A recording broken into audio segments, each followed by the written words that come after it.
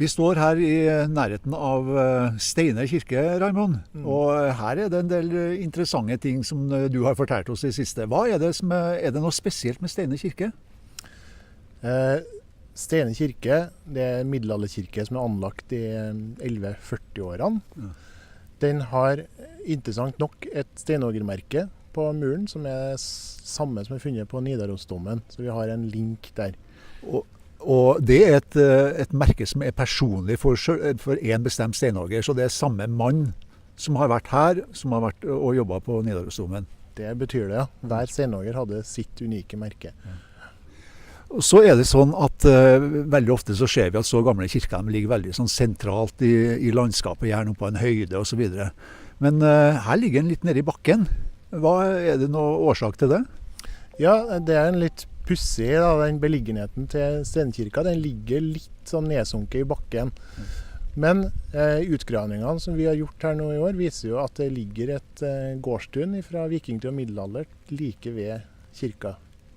Ja, nå står vi inne i utgravingsfeltet som vi har på Steine, og her er vel kanskje årsaken også til at kirka ligger der den ligger, for nå er vi på en liten høyde rett over kirka.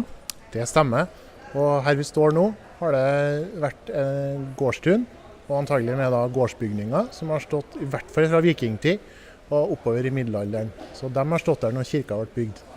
Nå er vi tilbake i merovingertid, vi er litt før vikingetida også faktisk. Det stemmer. Noen av de eldste gjensandene vi har funnet på utgravninger her, har dateringsramme som går helt tilbake til 700-tallet, og da er vi nede i perioden før vikingtid, som er merovingertid. Også mens vi sto og pratet ut her, Raimond, så ble det gjort et funn inne her som tyder på, det var noen som kalte det veldig høflig en irsk import, men det er en pen måte å si på at noen har vært i Irland og hentet noen interessante greier. Ja, det er riktig, vet du. Du vet jo, vikingene hadde vikingferder, de dro til Irland, og de hadde med seg ting tilbake. Akkurat hvor fredelig det gikk for seg, det som foregikk der, det skal ikke jeg si noen ting om.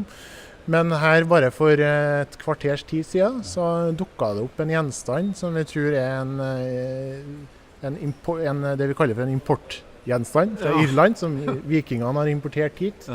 Og det ser ut som det er et forgyllet beslag i sølv.